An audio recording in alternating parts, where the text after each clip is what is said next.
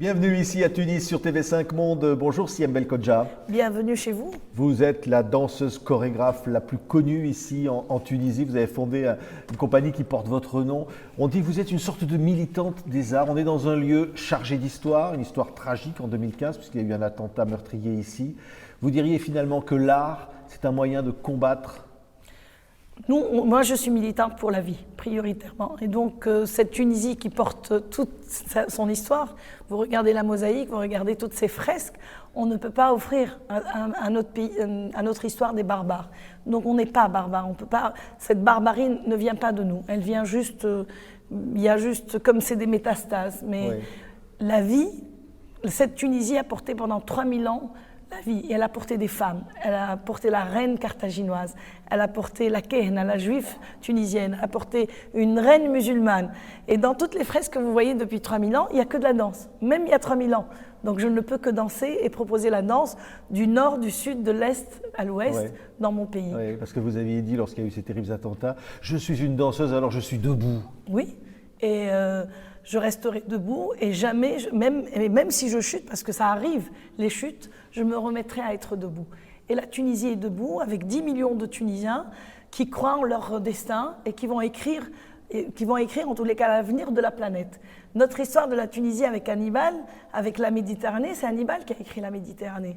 Et aujourd'hui, avec la révolution tunisienne, il faut nous donner le temps. Il faut nous donner le temps et que la culture soit partagée pour chacun. Et quand la culture traverse tous les villages de la Tunisie, le pays va être debout de plus en plus. Oui. On a 5 années de difficultés, effectivement, 6 années de difficultés. Il ne faut pas nous juger très rapidement, mais c'est à nous aussi de ne pas être déprimés. Et je suis certaine que la Tunisie va avancer, et tous les arts, bien sûr. Alors, vous avez fondé l'école des arts et du cinéma, le Centre méditerranéen de danse contemporaine, vous avez fondé les rencontres de Carthage, un festival du documentaire. Vous faites plein de choses, et vous le faites avec les jeunes. C'est une façon aussi finalement de militer pour la Tunisie de demain. L'avenir de ce pays, c'est les jeunes et la femme. Deux choses. Toutes les femmes, bien sûr. Et les hommes sont derrière nous, ce sont nos airbags. Moi, si je suis là, c'est dû à mon papa. Et aujourd'hui à mon mari aussi. Il me laisse libre comme le vent et je fais ce que je veux comme je veux. Mais c'est grâce à un papa et grâce à 2 hommes que j'adore. Mais la jeunesse, c'est l'essence de la Tunisie. Et ce n'est pas uniquement aujourd'hui. Bourguiba a construit la Tunisie dû à cette jeunesse-là. Et moi, la petite gamine de Tunis, de Carthage, j'ai fait mes cours de danse. Tous les Américains sont venus à Tunis, danser à Carthage. Donc moi, je n'ai pas appris la danse comme ça.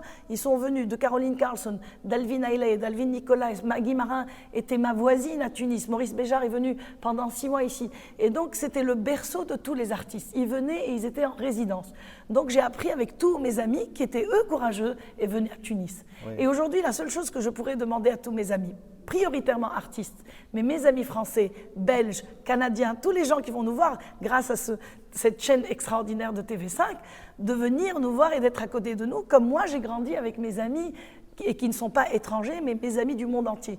Mais la Tunisie va donner une leçon magistrale de cette jeunesse-là, qui la première fois elle a dit dégage sans les armes, et elle a pu se ressourcer, se relever et être debout, et c'est dû à cette jeunesse-là.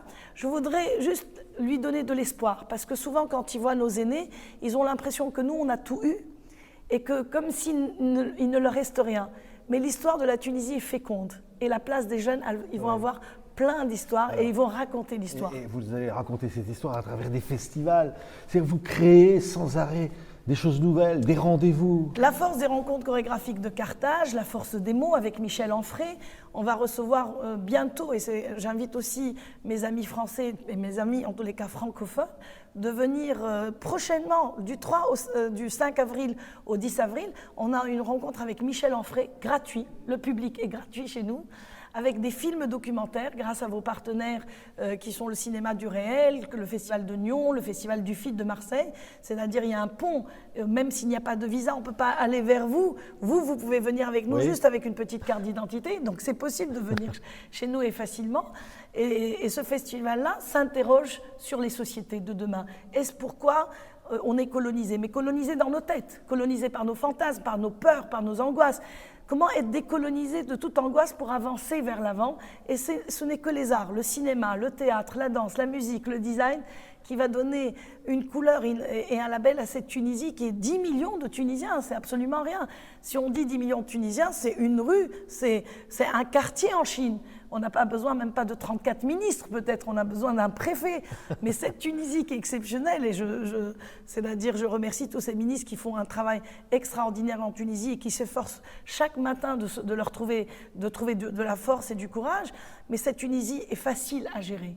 C'est à nous d'être cultivés comme on l'a été et nos ancêtres, éduqués et les bras ouverts et surtout pour recevoir du monde. Merci en tous les cas pour ce beau discours, hein, Siem. Mais c'est vrai qu'on voit aussi des jeunes perdus ici en Tunisie. On voit des jeunes qui peuvent être tentés par des discours radicalistes. On voit tout ça et vous dites, on peut les rattraper finalement. Totalement. À travers l'art, vous militez finalement contre l'art, l'écoute et donnez-moi mon bras. Être compagnons de route. Ils n'ont pas de récit, ces jeunes-là. Et donc, quand ils sont à côté de la plaque, et nous, on passe... Vous les rencontrez tous les jours, Siem. On les rencontre, on parle avec eux, et on regarde droit dans les yeux. Ils doivent voir que dans nos yeux, on les sent. Si on ne les sent pas et on fait semblant, on fait du marketing, on fait de la philosophie générale, ils savent que c'est du faux.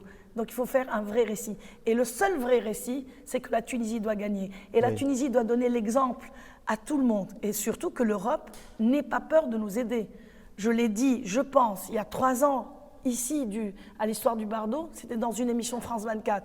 Hollande, il vous reste que 3 mois. Rayez la dette.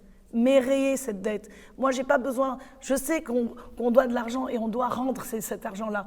Mais laissez-moi cet argent-là pour la danse, pour la musique, pour l'éducation, pour la langue française. Aussi, pour tous les gamins. Pour la langue française, pour la langue anglaise, pour l'arabe, pour faire des films. Arrêtez, soyez courageux. Il vous reste que 3 mois. Rayez la dette française. C'est aussi simple que ça. C'est absolument une artiste qui vous le dit. En tous les cas, c'est un message politique, Siem. C'est un message de jeunesse, c'est un message pour demain, c'est ça. C'est un message pour la vie. Et on a 2 rendez-vous et j'espère que vous allez être de nos côtés, chez nous. Moi, vous n'allez plus partir maintenant. Il a mangé le poisson au Café Vert, l'un des meilleurs restaurants de Tunis.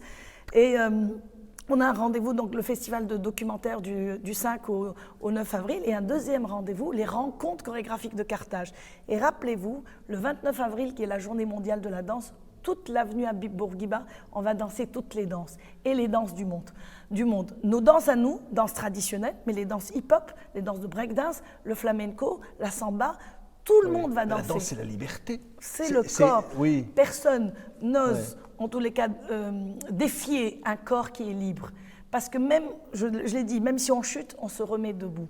Et c'est ça la force de la danse. C'est l'égalité homme-femme aussi. Totalement. C'est être dans une salle et danser. C'est même la femme est légèrement supérieure à l'homme. Ah, c'est vrai? Légèrement, un petit peu.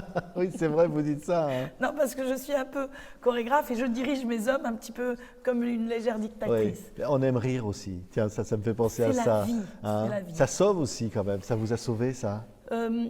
Le rire, dans cette période-là, effectivement, on s'efforce de sourire, c'est sûr. C'est-à-dire qu'après cette émission-là, je me dis quel effort encore je vais faire. On suit souvent le modèle français ou le modèle, en tous les cas, européen. Moi, j'ai été admirative du modèle allemand, et je vous en avais parlé. Ces régions qui étaient défavorisées, l'Est et l'Ouest, comment les Allemands ont pu rééquilibrer ces 2 régions. Et je suis sûre que la Tunisie, si elle s'inscrit dans de nouveaux modèles, suédois, danois, allemands, et que la France reste notre compagnon de route, on ne vous lâchera pas parce qu'on vous aime à en mourir. Nous aussi, Siem Belkhodja, on ne vous lâchera pas. Mais il faut se quitter. C'est triste, mais on va se revoir. Ah, c'est sûr, dans tous mes festivals et surtout dans mon spectacle de danse qui s'appelle Les Frontières Invisibles. Merci Siem Belkhodja en tous les cas pour ce beau discours passionné. On remercie la télévision El Watania et puis son président, directeur général Ilyes Garbi aussi de nous accueillir ici dans ce musée du Bardo. Merci à vous.